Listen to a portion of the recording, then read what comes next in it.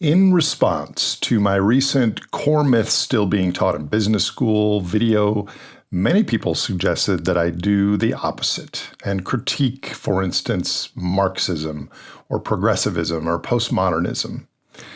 And I started thinking, what would be the opposite of business school beliefs? And I came up with a whole smorgasbord of options, labels, really.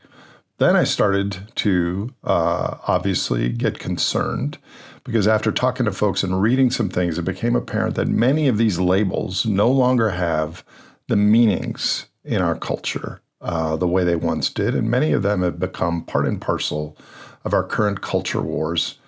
And I'd be telling people who have an identity what their identity is, something that we're trying to move beyond, both in the content and demeanor of this platform, the Great Simplification.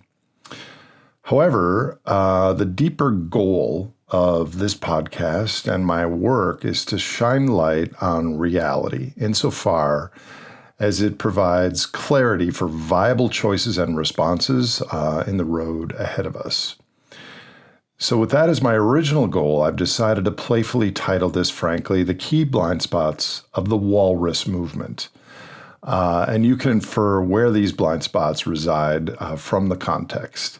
Yes, the Walrus Movement has been a vital force in expanding rights, challenging injustices, and confronting environmental damage. But like every large tribe of humans, it carries its own blind spots. And some of these are so baked in, they feel like common sense until you look at them from a wider systems lens. The danger is that a worldview can be morally right, but biophysically untenable. We can have our hearts in the right place, but our map of the terrain will leave out the cliffs and the rivers.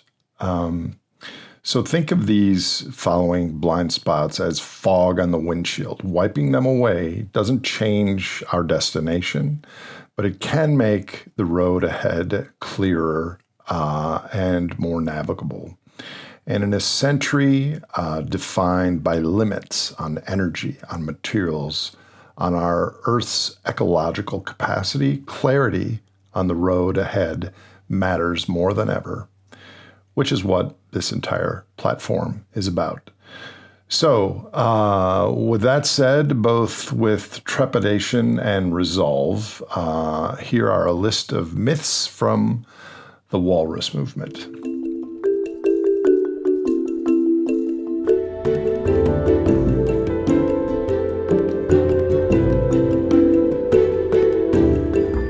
Number one, and these are in no particular order, profit is bad.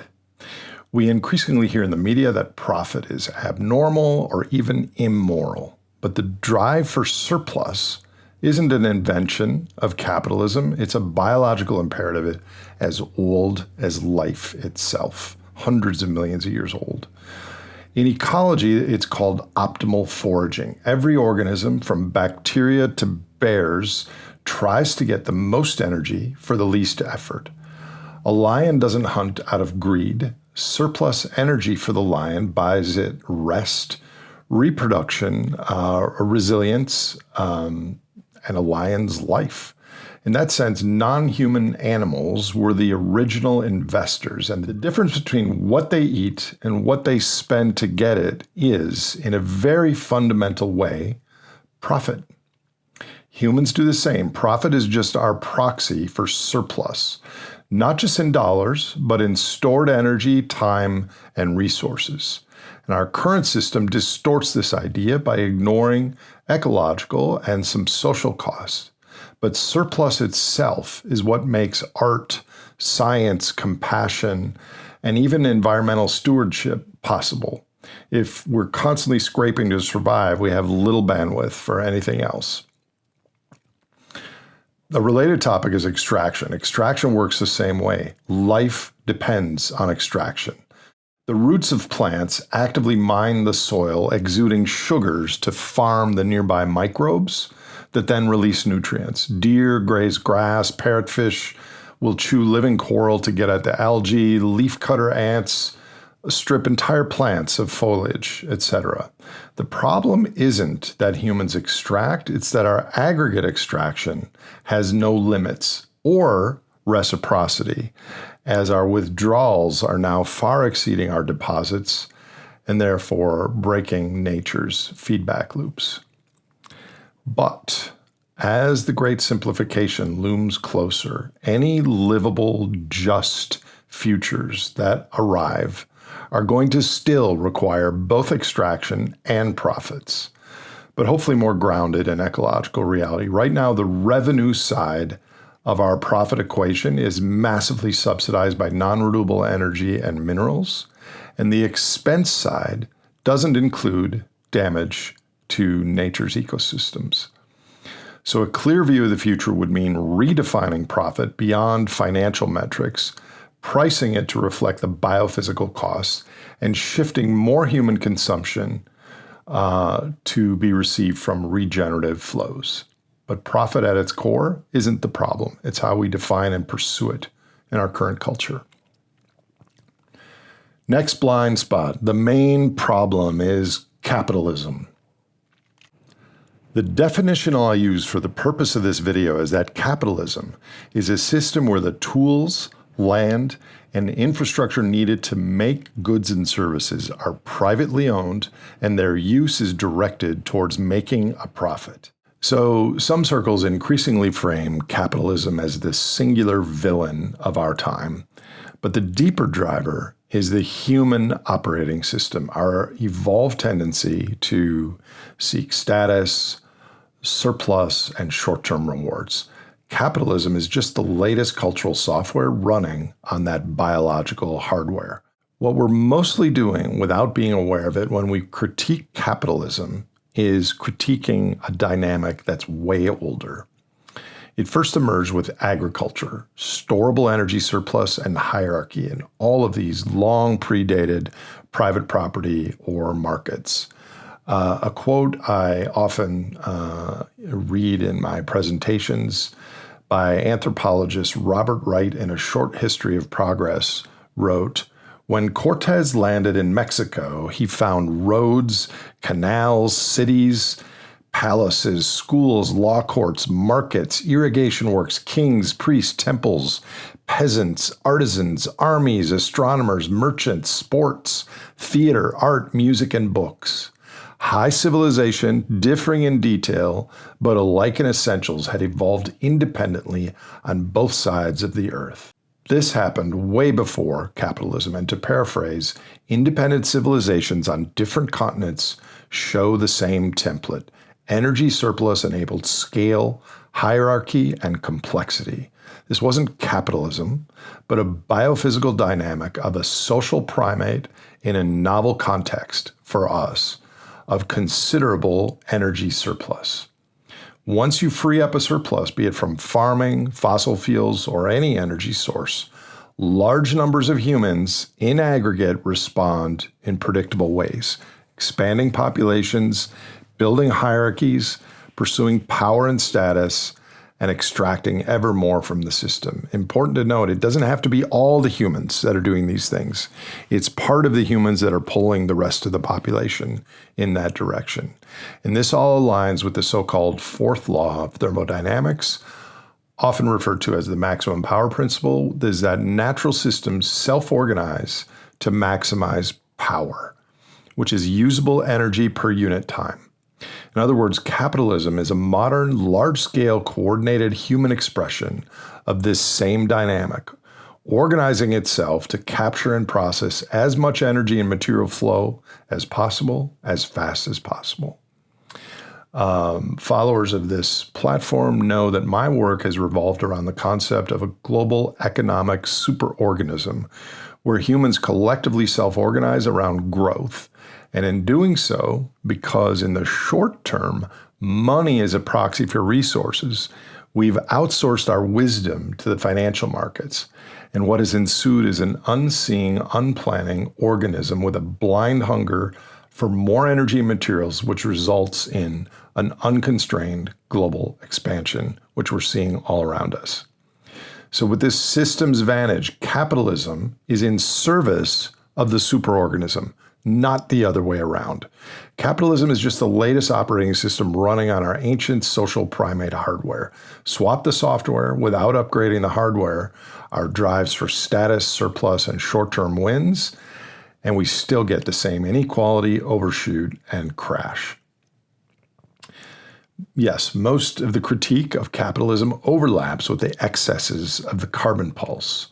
So one key question becomes, in post-growth societies, some of which are here, some are around the corner, or even before we reach the end of growth, how would we constrain the drive for surplus in any human system, markets, states, or ideologies, and design hard limits, feedbacks, and distributed authority? Can we? This is a central question that I keep asking, and I hope all of you listening are asking that question because it's central to our times. The next blind spot of the Walrus movement, authoritarianism, is a right-wing phenomenon. I frequently hear that authoritarian danger is something that only comes from the other side, MAGA cults, strongman regimes, and censorious conservatives. But history shows authoritarian tendencies can emerge from any ideology because in times of crisis, power centralizes. When systems are under stress, all political stripes tend to tighten, not loosen, their control. So it becomes less about ideology and more about our tribal thermostat flipping to survival mode. Authoritarianism is like mold. It grows wherever the conditions are right, not just in one corner of the house. And those conditions are right whenever fear is high, trust is low, and people believe the threat they face is so urgent that it justifies breaking their own rules. In a situation like that, like now, centralizing power can feel not only acceptable but also necessary, which is exactly when it is most dangerous. There's been research on left-wing authoritarianism showing that people who see themselves as open-minded still display the same levels of dogmatism and intolerance as those they oppose. In practice, this can mean enforcing strict ideological purity, censoring dissent, policing allies, and demanding conformity in the name of justice or safety or whatever. When identity with a cause becomes strong enough, even well-intentioned groups will support suppressing opposing speech if they believe it protects what they value. At a deeper level, this raises a question about democracy itself. We often hear it as a given, but in a post-growth era, we have to ask what systems could maintain legitimacy, fairness, and coordination without the stabilizing fuel underpinning growth. Right or left, any group can slip into authoritarian modes when pressures mount and institutions falter. Resisting that slide means embedding pluralism, dissent, transparency, and distributed authority into our systems, no matter who's in charge. We'll have to stay vigilant not just against the obvious autocrats, but against the subtle seduction of righteous authoritarianism and purity politics, even when it comes from our side, especially when it comes from our side. As we head toward the Great Simplification, authoritarianism policies are probably the default, in my opinion. And the only hope, which is one of the reasons I do this podcast, is some sort of a meta-political response, a systems-informed, trans-political commitment to resisting control from any direction, beyond the walrus, somehow. Next blind spot. A fair society means equal outcomes. Walruses rightly value fairness and equality. Extreme inequality fuels poor health, crime, and distrust, and history is rife with examples suggesting large wealth gaps spark unrest and even collapse. Having said all that, equality of outcome isn't nature's baseline, nor humanity's. We differ in talents, energy, risk appetite, and interest. Some of this is cultural, but much is hardwired because it's been adaptive. It's important to point out that for hunter-gatherers, material equality was enforced and obvious excess was punished. Yet status differences always existed. Anthropologists and neuroscientists alike show status seeking is deeply wired in the human animal. It lights up the same reward systems as food and sex. And today, those drives play out in wealth, fame, and online likes. Trying to force equal outcomes from unequal inputs can backfire, often requiring top-down rules that stifle fairness, innovation, and trust. History shows Marxist regimes that pursued radical equality on the surface ended up with entrenched elites and privileged castes, like in Maoist China. As E.O. Wilson put it, communism, great idea, wrong species. And an important subcontext. If we're really serious about equality, the lens has to be far wider than the billionaire barista gap in the United States. We would have to consider equality between nations, because billions still live in a few dollars a day, and many in regions that will become increasingly uninhabitable as global heating accelerates, while other countries eagerly await football season. We'd have to consider equality between generations. We're spending down Earth's natural capital and leaving ecological, energetic, and financial debts for those who come after us. And equality between species. We're dismantling the shared home of countless other beings, our ecological aunts, uncles, nieces, and nephews. I think it's important to point out that the natural world can be destroyed, even if wealth is distributed equally among humans. The better focus, in my opinion, is equality of opportunity, a level playing field, basic needs met, and real pathways to thrive. The task is to work with our nature and the nature around us, not against it, building fair systems with strong boundaries so inequality stays within limits that sustain trust, stability, and a livable world. Next blind spot. It's all big oil's fault. I'll preface the next couple blind spots by saying that whatever these blind spots of the Walrus movement are, at least they acknowledge climate change as a species-level reality for humanity and the biosphere. But some climate narratives still miss key logic, reality, and context. The Walrus movement is full of biophysical illusions. The problem is that fossil fuel companies are run by assholes who misled us, or renewables can keep our civilization expanding forever, etc. This leads to illusory movements in the Walrus verse, where simplistic ideas are used to organize large groups of people with shallow understanding of the issues. And these illusory movements will not survive contact with the biophysical future. I've long said that they will demand coal when their utilities stop. Essentially, all of them will. And one of the most persistent of these illusions is the idea that the climate crisis is mainly the fault of a handful of bad corporate actors. And it is tempting to cast fossil fuel companies as cartoon villains twirling oily mustaches. And yes, they did fund disinformation and blocked regulation. But fossil energy, as viewers of this show know, coal, gas, and oil, are the core enablers of the thousand-fold growth of the human economy over the past 5 centuries.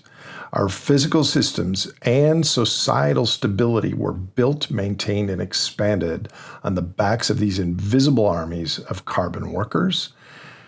Exxon and Shell and others supplied these energy inputs, but they were meeting our cultural demand for flights and cars and gadgets and strawberries in the middle of winter.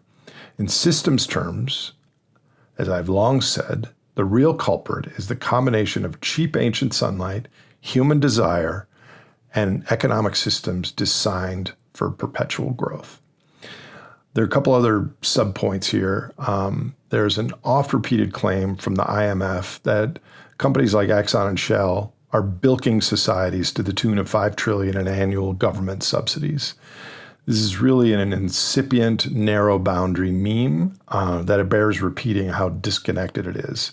The vast majority of this imaginary 5 trillion in externalities are things that are not included in our current prices, the costs of pollution, health, and future climate impacts. These are not checks being written to Exxon. They're costs that society currently collectively chooses to ignore because we want the lights on and goods flowing at super cheap costs. The direct subsidies to oil companies are minuscule compared to how oil and gas subsidizes modern society itself. A second subpoint is Shell and Exxon and all of the globally publicly traded energy companies are still only 10% of the oil and gas reserves and production in the world. The rest is national oil companies like Petrobras and PetroChina, Rosneft, Saudi Aramco, and the like. So if Exxon and Shell are to blame for climate change, these state oil companies are 10 times to blame. The real villain is the fossil-powered superorganism of modern life, our structures, expectations, systems, and lifestyles. The way forward isn't moral purity, but some managed transition that realistically addresses both supply and demand, while, in my opinion, acknowledging what fossil hydrocarbons have enabled and what will be required to replace them. A related myth that renewables can replace fossil fuels. Climate storyline that we hear a lot. You'll find it in the UN reports and the IEA and corporate net zero pledges and activist slogans is we can solve the problem of global heating by simply swapping coal, oil, and gas for wind, solar, and batteries, all the while keeping everything else about society the same. In this vision, the only real change is the power source. But that's not how energy systems or human systems work.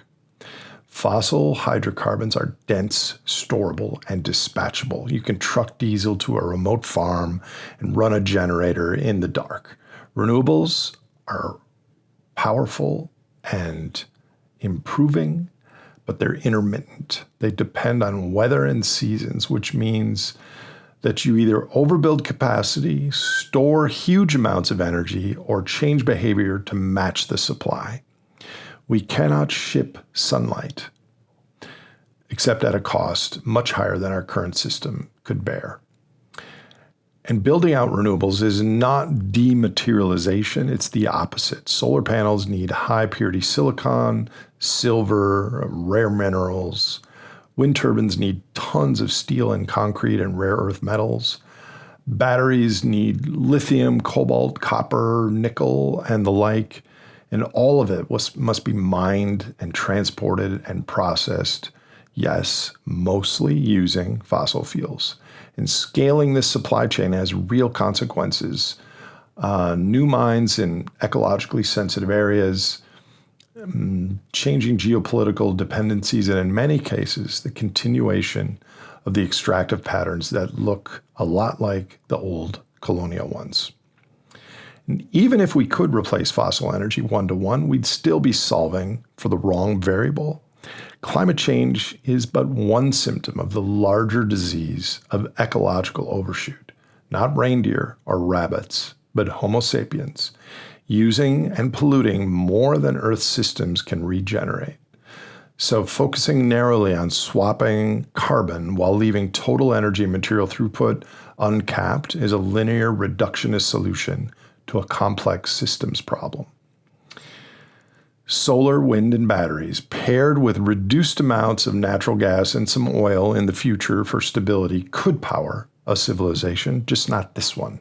Not one built on nonstop growth, 24/7, smorgasbord of consumption with global supply chains delivering anything, anywhere, anytime. And a deeper, harder truth that I haven't talked about much is that we can't simply move to a new system while the current one is still running full bore.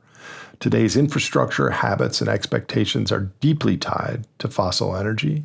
Any large-scale shift will be shaped and slowed by that legacy. Next blind spot, we can print and borrow our way to equality and prosperity. Modern monetary theory, MMT, is gaining traction in some policy and activist circles, unfortunately. In its simplest form, it says that a country issuing its own currency can spend as much as it wants on jobs, on climate programs, on healthcare, infrastructure, as long as it keeps inflation in check. But in practice, governments already pretty much operate this way to a large degree, creating new money through borrowing and central bank actions. The appeal is obvious. If money can be printed into existence, why not direct it and use it to fix big problems? But money isn't magic. Money is a claim on real things, energy, materials, labor, and ecosystem impacts. And those things have limits. You can print dollars, but you can't print copper, diesel, fertile soil, or orangutans. And when the supply of real resources is fixed or shrinking, adding more money in a country or globally just creates more claims on the same goods, pushing prices up. And the way new money enters the system matters.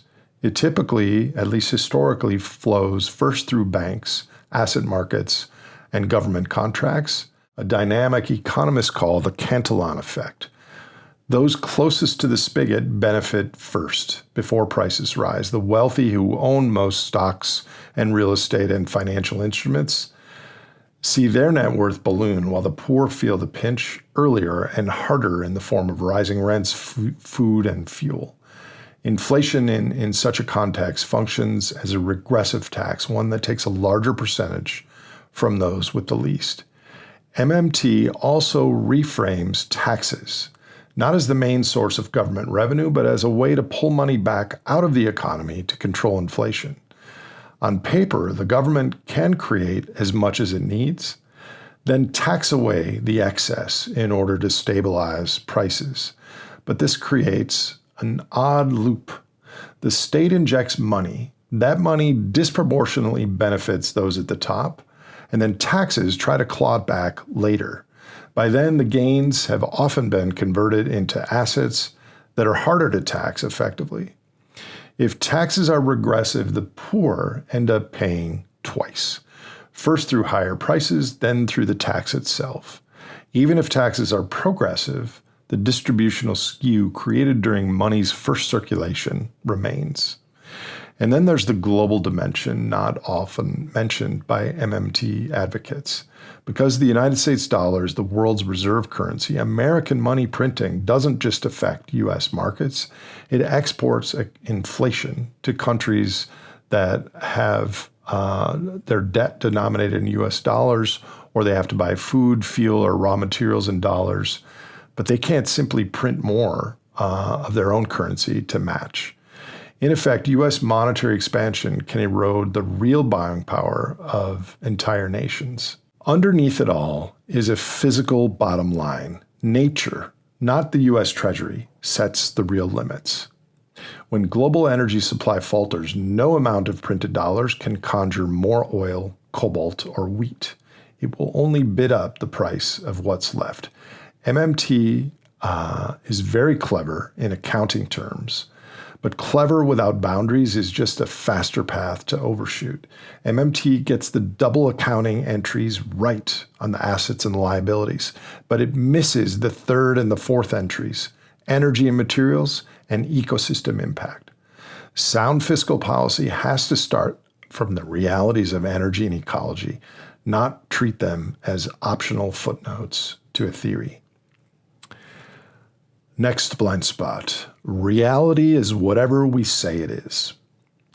In many corners of modern academia, especially parts of the social sciences and humanities, it has become trendy to claim there's no such thing as objective reality, only lived experience. Reality is framed as a social construct where each person's perspective is equally valid, and truth is thus just a product of culture and power.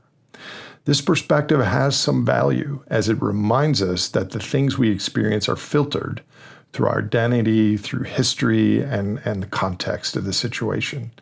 But it's also a dangerous meme to take too far. The ice on a frozen lake here in Minnesota will start to melt at 0 degrees Celsius, whether we believe it will or not. The mechanics and safety of driving a car or flying a jet airplane don't care about someone's worldview. And more CO2 molecules will trap infrared radiation and heat regardless of your political affiliation. A related assumption to this, especially popular in academic and activist spaces, is that while human behavior consists of both nature and nurture, the nurture of human culture can fully override human nature. If we just educate people better, give them the right incentives, and dismantle certain institutions, humans will become altruistic, cooperative, and rational. The trouble is, we bring evolved hardware to the table: status seeking, tribal loyalty, short-term bias, fear of outsiders. These traits have been survival strategies for millions of years and hundreds of thousands of years for hominids. They don't vanish because a seminar tells us they should. Culture can shape how these behaviors are expressed, but it rarely erases them. The flaw here, and one so important I continue to point out that our society's head is metaphorically on fire, is the Walrus movement's overestimation of the malleability of reality. Whether it's the physical limits of the planet or the biological limits of our species, we're part of nature, and much of our behavior follows the same rules as other animals, other species: compete for status, secure resources, protect our group. These drives don't disappear because we wish them away. They operate within the same physical and ecological laws that govern all life on Earth. The task is to work with those limits, not to pretend that they don't exist. Last but not least, human rights are unbounded. We rightly celebrate human rights, education, healthcare, speech, freedom as hard-won achievements wrestled from centuries of struggle. And these ideals are now woven into the moral fabric of modern societies and often feel akin to natural laws. But in reality, they are agreements within and between human tribes, social conventions forged through history, not guarantees from nature or anywhere else from the universe. They have always been contingent on surplus, stability, and functioning ecosystems. Historically, rights have rarely been universal. Most were extended only to in-groups, and attempts to expand them further met resistance. A quick reality check: other species, squirrels, elephants, orcas, have no guaranteed right to food, safety, or reproduction. They survive on what they can secure and defend. And humans ultimately live under the same ecological rules, even if we've built cultural agreements to soften them. If rights were truly inalienable, extinction would be impossible, yet over 99% of all species, including all of our prior human relatives, have disappeared from Earth. Rights exist because we have the surplus to provide them, surplus drawn from Earth's biophysical systems. As that resource base shrinks, so too does the ability to uphold those human rights. Consider the scale. Housing needs cement, steel, and land.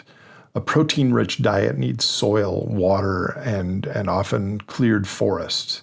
A baby born today in the United States will consume 3 million pounds of minerals, metals, and fuels in a lifetime. And we add 81 million of them each year globally. Babies, that is. We also add around 100 million 3,000-pound vehicles, plus swelling numbers of planes and laptops and refrigerators and air conditioners, all drawing from the same finite resource base. So promising unlimited versions of these for everyone means more mines, more refineries, more CO2, and more forests gone. At a climate conference I was at a couple years ago, one presenter linking population to our climate situation was shouted off the stage, a sign of how taboo the topic of population has become. But the math remains: both human numbers and our multiplying machines strain the same ecological limits. Rights without boundaries erode the systems that we all depend on, collapsing ultimately the ecological base for future generations of humans and other life. The blind spot here is assuming that justice is only about expanding entitlements without asking, where's the cap? In capitalism or in any other system, either future rights will have to be less material in nature, or we'll discover they were never rights to begin with.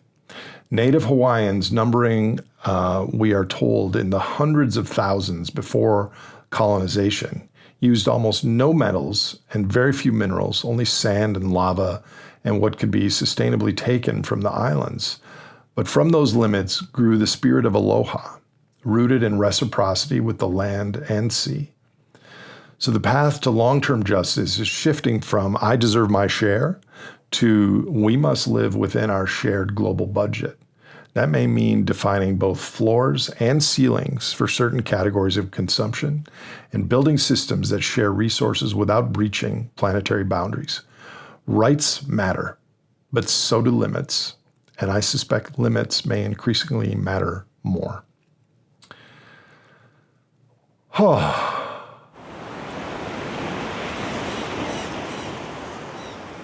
So this, frankly, which I had quite a bit of trepidation in recording, was presented in the spirit of getting to a meta-modern perspective on the global problematique. I suspect, as usual, some will say I went too far with this, and many others will say this was too understated. And I suppose the natural request after this will be for me to turn the tables and do the same sort of blind spots and myths for conservatives. But I don't think I'm going to do that. My main critique there wouldn't be about facts and systems as much as values and the narrow boundaries with which worldviews and decisions are made. And that's beyond the scope of this platform, at least for now. I will do a 10 core myths of modern civilization, which are at a higher level than what I've just done. As a scientist and a systems thinker and an educator, my role isn't to dictate values. It's to lay out what the data, history, and physics actually tell us about our world. On this platform, we try to describe the patterns, the constraints, and the feedbacks that are part of the modern human ecosystem. No matter what values you start with, those values will have to operate within the biophysical limits of the world we share. I'm not here, nor will I ever be here, to prescribe an ideology. I'm here to illuminate the operating conditions of the 21st century so that you viewers and in turn the people you influence can make informed decisions on how to create a future for complex life that's better than the default we face. Much more to come. Thank you.